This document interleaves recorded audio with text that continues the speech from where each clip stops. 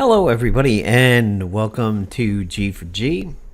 This is Napalm Dawn, and today we're talking about the series She-Hulk and something that I really didn't like, but it may surprise you.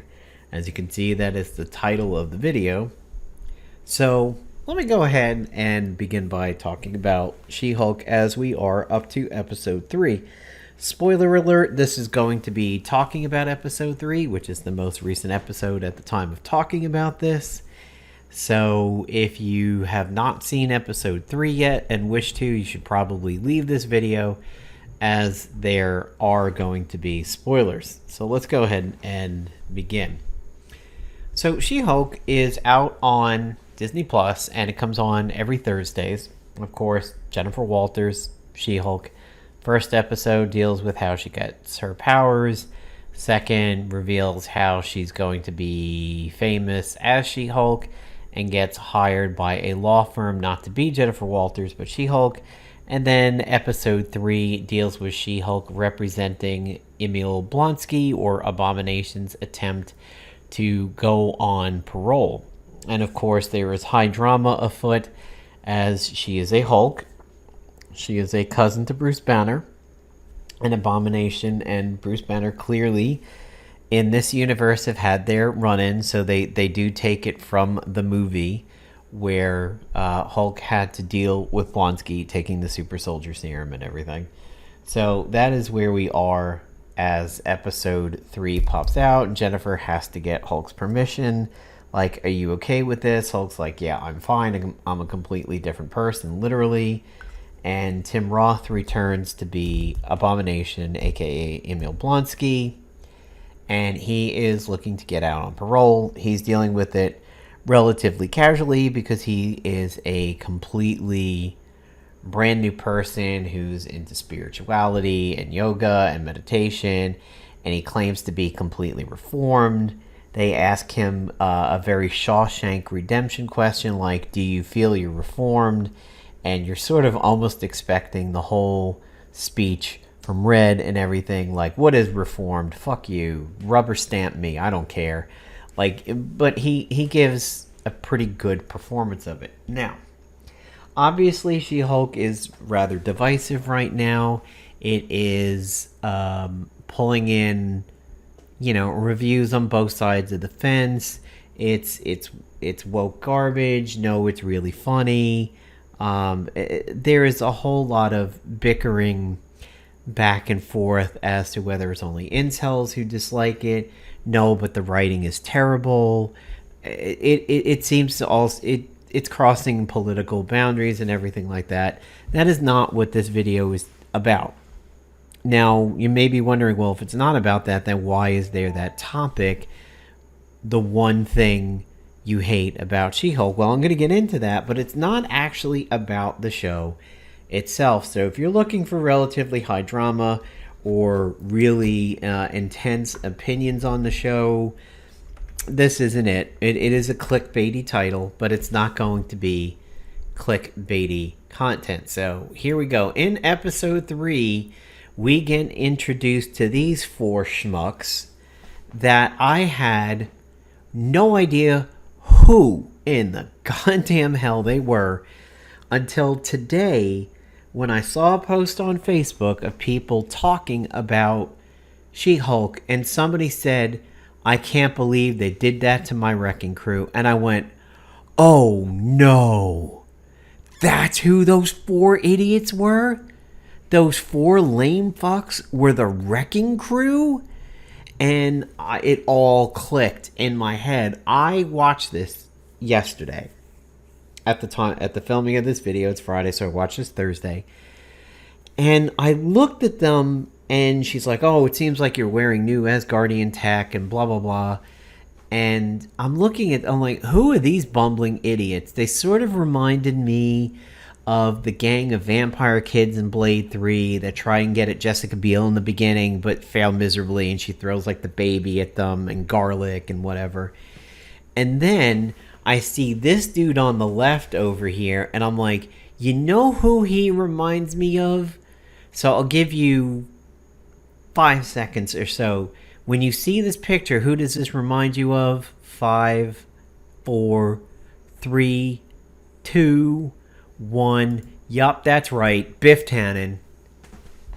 Back to the Future 2. And look, there's even a Asian guy back here, and he might not be Asian, but he could sort of maybe potentially pass for Asian.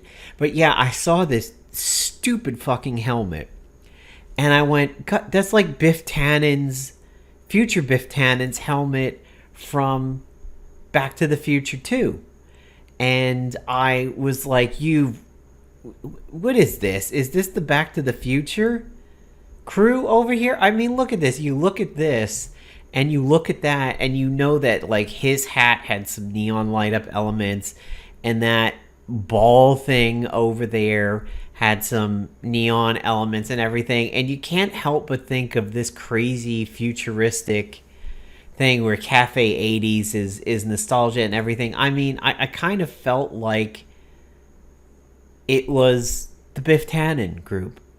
And I mean, other than the fact that there is no girl in the Wrecking Crew, like, this comes really, really close to what I saw on the screen yesterday. And if you're old enough to remember this movie very well, like me, this is kind of what I thought of when I looked at them. And I also wanted to see, like, Rufio. Like, the name Rufio from Peter Pan was also jumping into my head. But I'm like, what the hell? And then at the end of the sequence, they're like, oh, the boss is going to be disappointed. And my girlfriend kind of looks at me. I'm like, I don't know. It didn't dawn on me that this was the Wrecking Crew, because this is the Wrecking Crew, not these 4 inept, mostly youthful dipshits. This, to me, is the Wrecking Crew, and that's why I didn't recognize them at first. But here you have the Wrecker with the Wrecking Bar, which is sort of the Mjolnir of the group. You have Pile Driver, you have Bulldozer, and you have Thunderball over there. And so there you have Wrecker, Bulldozer with his Biff Tannen hat, Pile Driver, and Thunderball over here. Oh my God. Was this on purpose? Were they supposed to be this goddamn awful? I mean, look at this. Look at this Bulldozer. I mean, God, he's tiny. And the hat was, I swear to God, the hat was this. It was like a Back to the Future, like, thimble hat over here. And this was just so big. I don't even know what to say. I'm, like, partially speechless thinking about this over here. To think that this is the representation of the Wrecking Crew kills me. And like, I almost wonder if this is supposed to be very on the nose or very on point. I mean, in a funny way, not in the way that it's supposed to be. Because let's be honest, this is also the episode where essentially all the criticisms of She-Hulk were displayed in the show, sort of like a nod to Miss Marvel's You Should Smile. And that was appreciated, because I'm not here to pass judgment on whether the show is woke or not, whether the show whether the show is pissing off incels or not. That's not what this video is. I like the series. I'm enjoying it. My girlfriend is enjoying it. She tends to be more critical of these than me. For example, we saw Dark Phoenix in the Alamo Drafthouse. She was not thrilled. I was okay. I mean, I just generally tend to... the things that I watch, I generally like. And I don't look at them too critically unless I eventually do actually have an issue with the show or the series or whatever. So, for example, I do agree that in Iron Fist, Danny Rand was just a whiny little baby, a whiny little entitled baby in that. I still, watch the series. Do need to get around to watching Defenders, even though and fans of the channel like Darth Plato will call me out on this. I have no desire to give a crap about Jessica Jones in anything she does. I did not watch Daredevil, which I know you can yell at me for. The girlfriend has already yelled at me for that. She said Daredevil is very good, but I didn't watch Daredevil. I didn't watch Jessica Jones. I did watch Luke Cage and liked it. I did watch Iron Fist and liked it, other than some of the acting. And I need to go back to Defenders, and didn't watch the Punisher series, despite having seen at least the very original Punisher movie, which is still a complete classic, in my opinion. But, comments have been made in reference to Cloak and Dagger before it got released. Like, oh, it's good, but it's very teeny bopper, very millennial teeny bopper. I love the Cloak and Dagger series. Wish it didn't get canceled. Runaways. Love the Runaways series. Wish it could go on further. Gifted, I thought, was really good. Wish there could have been more of that. Legion, oh, holy hell. I mean, Legion was phenomenal, but Legion leaves you so mind blown after the end of every episode. Aubrey Plaza was a complete standout in that. And Legion, I kind of feel like you need to be on drugs to understand that show. And if you aren't on drugs, you feel like you're on drugs afterwards. The show is, some people are beginning to guess, like, who is the boss of the Wrecking Crew? And some say it could be Titania, which we'll see. I'm sort of not too happy with Titania being portrayed as, like, a social media influencer. And again, she's a little small. I mean, you can go over to Marvel Future Fight and play as Titania right now. And, of course, she has a relationship with Absorbing Man. Absorbing Man is another ball and chain villain like Thunderball. So that, to me, is that's getting a little too close over there. It's really, we're going to have like two ball and chainers over here, potentially. And here they are over in Marvel Avengers Alliance. Wrecker with the Wrecking Bar, of course, being the main driving force of them all. Pile Driver, it has actually been said he gets weaker if he gets too far from the Wrecking Bar. There's Thunderball, and then there's Bulldozer, and Bulldozer tends to come in two different representations, sort of a more normal-sized guy with the skull protection and shoulder protection on, or there is the different representation of him where he's more squat and dwarf-like, sort of like that one He-Man character from the 80s He-Man, who I think kind of just jumped and rammed into things. Was it Ram Man? Maybe? I don't remember. Was he a villain? No, not Ram. Oh, yeah. Okay. Yes, this. I was right. There is a wow, that's actually really a lot like Bulldozer, the way he's represented sometimes. Holy hell, that might be a little bit of copyright infringement over there. Because there are representations of Bulldozer. You can kind of see it back here, but sort of that short, squat, dwarfy kind of built. Ooh, that's really close. Okay. So, interestingly enough, as you can see, the Wrecking Crew had a battle with the Runaways after the Pride was dispatched in the West Coast. They moved out there and tried to get into the power vacuum that was created. So they have battled the Runaways. So they're trying to figure out who might be the boss. Could be Titania. It could be Val de Ponce de Leon III. Whatever her crazy ass name is in this, Val Constance Ferraro Fieri Porsche 911. Could be her. Could be Adrian Toomes. Could be Samuel Stearns, Dr. Samuel Stearns, who became the leader. Maybe Wilson Fisk, but nobody actually mentions Zemo and the Masters of Evil. Hi, folks. Why not potentially this turn of the Wrecking Crew?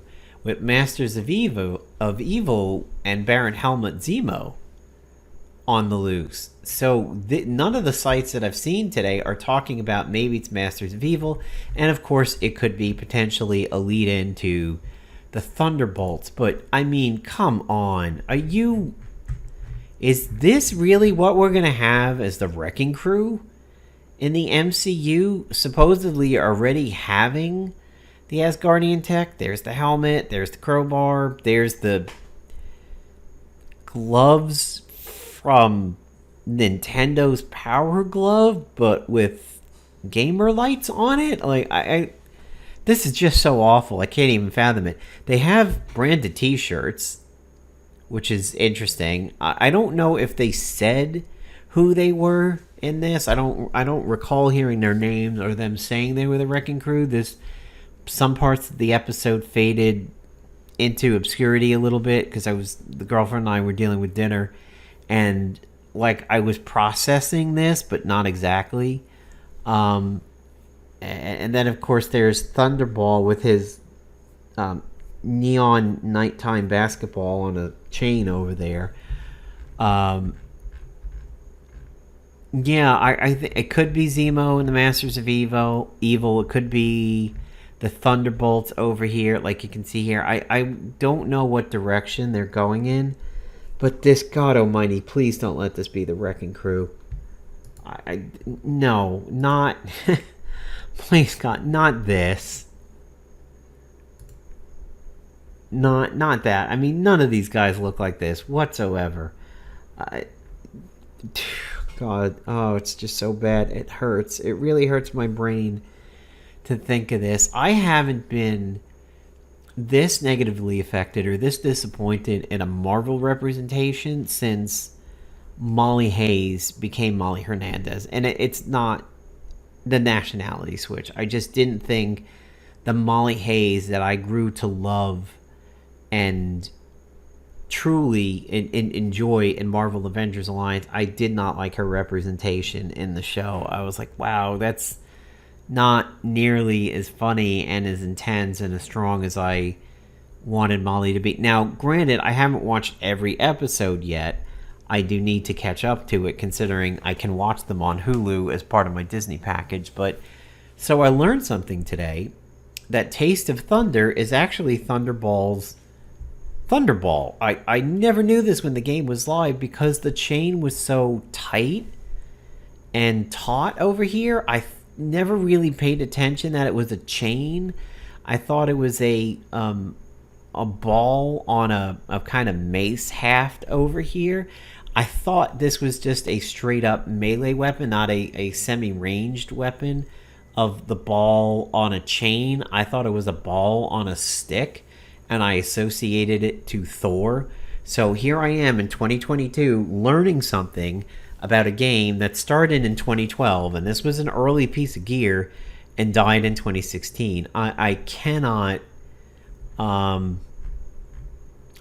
believe I never really noticed that this was Thunderball's ball and chain. It's going to be really interesting to see where the episodes go from here. We know Titania, unfortunately, is going to be in not... Okay, let me rephrase that. It's unfortunate to me that it's spoiled that we're going to see Titania more, because on IMDb, it said she's in 7 episodes, so that reveals something. But I went to IMDb today to take a look at what was happening with the Wrecking Crew when somebody said that was the Wrecking Crew in the episode yesterday. And I was like, no. So I went to IMDb, and sure enough, but what was weird is IMDb only names 2 of them.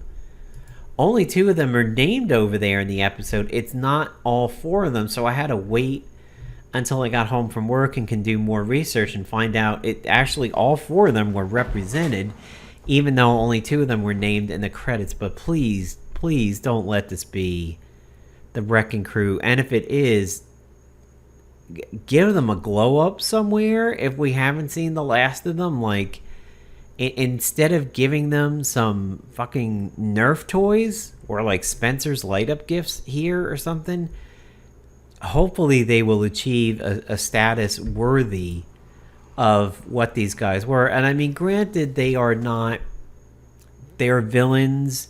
They're classified as supervillains, but they're not the most intimidating thing in the world. However, when all four are unified, they do pretty well, and they fought Thor, and they fought the Defenders, and Luke Cage, and everything.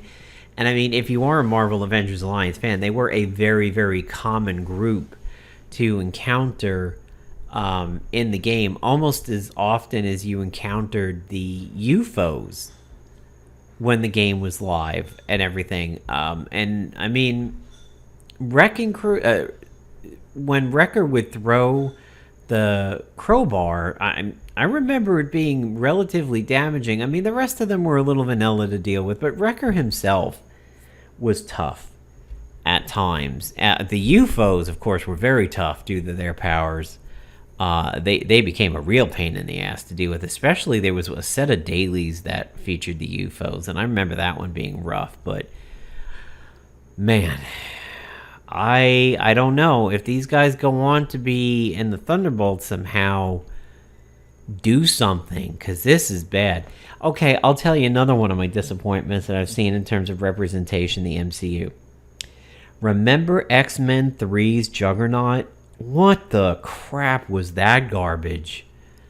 That X-Men 3, that Juggernaut, my God, that was just bad. I could not stand to see this guy. Like, this build was not right at all. It gave me more of a vibe of Kano from Mortal Kombat. Deadpool's 2 Juggernaut, that's my dude right there. I gotta tell you, if I wanted to see Juggernaut on a actual live action representation, this is my classic Juggernaut right here. This is my classic Juggernaut right here. This is from the X-Men, not the X-Men, this is from the Marvel game books. I have him in the Eel through Mad Dog book. This is, I think, the Spider-Man series, or maybe the X-Men series. But like, when I think of Juggernaut, I think of this, and this was just such a disappointing letdown.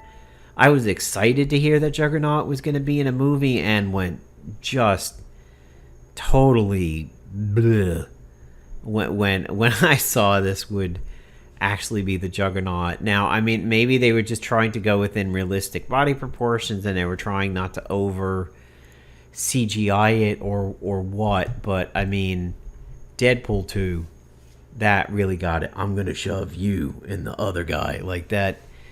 This Juggernaut was great. This Juggernaut was trash, and this is my boy right over here. And I think in Marvel Avengers Alliance he looked good, but I've also seen him look like complete trash in games. But man, if this is the Wrecking Crew we deal with going forward, I really hope these guys get a bit of a glow up instead of running around with Halloween glow stick neon tools here and Biff Tannen future helmet of shame over there. He honestly looked like I thought he was a skateboarder.